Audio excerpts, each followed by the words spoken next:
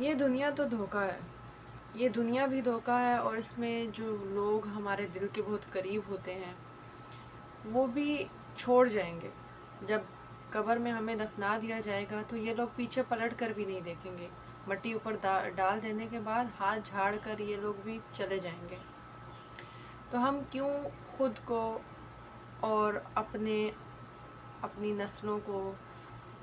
اپنے آپ کو خوار کر رہے ہیں اس دنیا کے لیے؟ یہ دنیا تو ایک دھوکہ ہے، یہ دنیا فانی ہے، ختم ہو جائے گی، کچھ بچے گا نہیں۔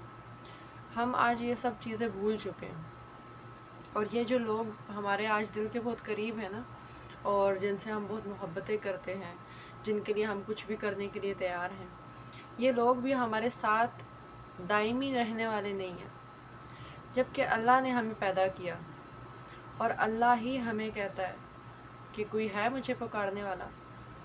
کوئی ہے مجھ سے مانگنے والا۔ اللہ نے ہمیں سب کچھ بتا دیا، اللہ نے ہی ہمیں پیدا کیا، اور اس نے ہمیں سب سکھا دیا اور سب کچھ بتا دیا، ہمارے سامنے ہر چیز کھلی ہے، واضح ہے۔ اس کے باوجود ایسی کون سی چیز ہے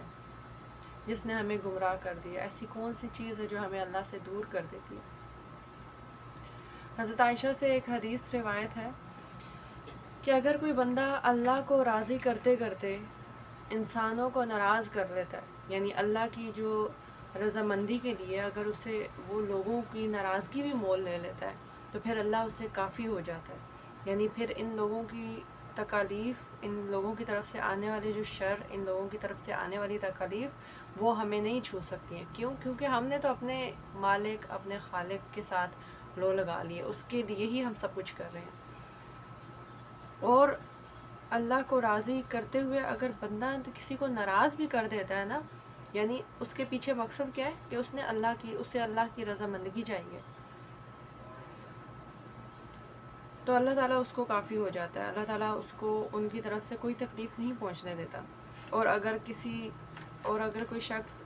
ان بندوں کو راضی کرنے کے لیے اللہ کو ناراض کر دیتا ہے، تو اللہ ان بندوں کے ذریعے اس کو رسوا کر دے گا، ان بندوں کے ذریعے ہی ان کو تکلیف ملے گی۔ تو یہاں اس حدیث کو جب پڑھتے ہوئے، جب میں اس کا مطالعہ کر رہی تھی، تو مجھے ایک بات یاد آئی کہ ہماری زندگی میں کتنے ہی ایسے مواقع آتے ہیں کہ ہم اللہ کو ناراض کر کے لوگوں کو راضی کرتے ہیں، اور پھر وہی لوگ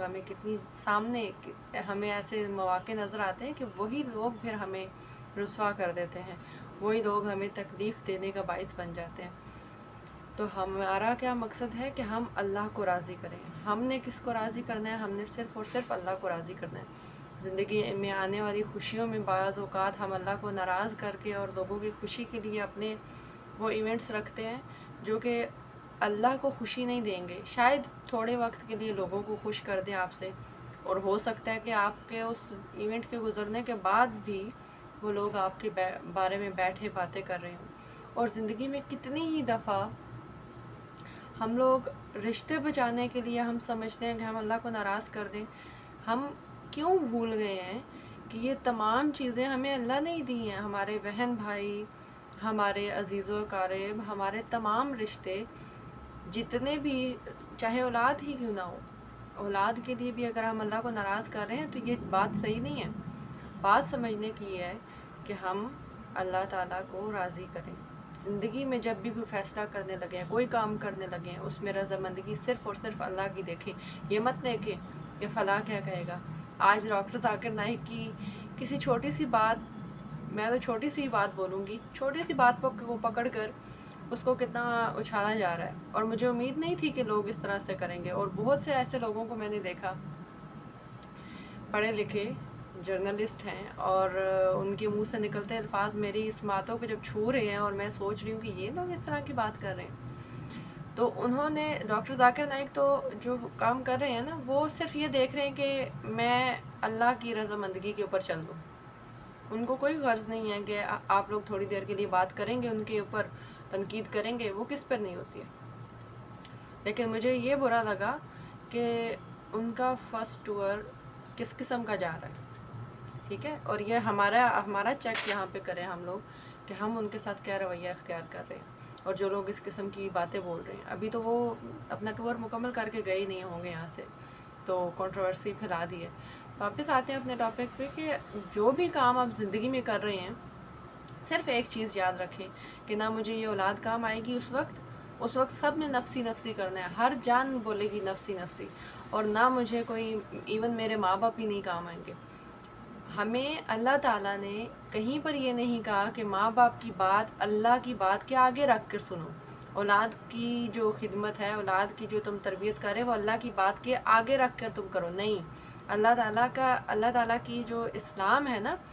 اسلام نے ایک لائن لگا دی ہے، ایک لمٹ مان دی ہے کہ اس لمٹ کو نہیں کراس کرنا، اور وہ لمٹ ہماری آسانی کے لیے ہے۔ ہم آج کسی کی مانیں گے، کل ہم کسی اور کی مانیں گے، آج کسی کی ایک بات مانیں گے، کل کسی کی دوسری ماننی پڑے گی۔ تو لمٹ کیا ہے، ہماری باؤنڈری کیا ہے، ہماری ویلیوز اور اقتدار ہمارا کیا ہے کہ ہم اللہ کی بات مانیں، ہم سامنے اللہ کی بات رکھیں، اور کل کو آپ کے ساتھ والے بندے کو بھی پتا ہوگا نہیں بھائی اس سے یہ بات نہیں کرنی ہے، یہ والی بات یہ نہیں مانتا، یہ والی بات یہ نہیں مانتی ہے۔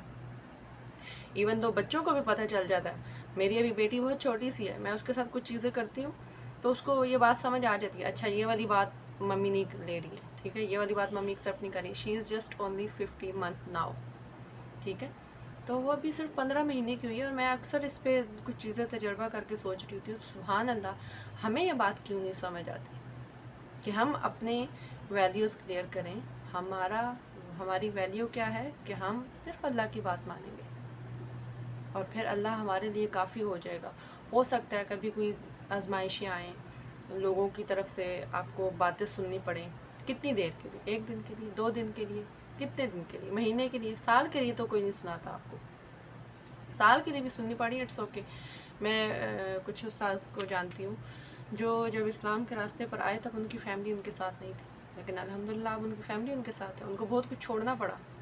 لیکن ان کے آگے ان کے رشتے بیٹھے ہوئے تھے، ان کے آگے ان کو جو اسلام کی طرف لے کر آئے وہ ان کے ساتھ تھے۔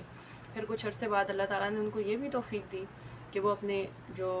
فیملی ان کو بھی مسلمان کر سکے۔ تو کہنے کا مقصد یہ ہے، یہ حدیث یاد رکھیں کہ جو شخص اللہ کو راضی کرتے کرتے بندوں کو ناراض کر دیتا ہے، کوئی بات نہیں،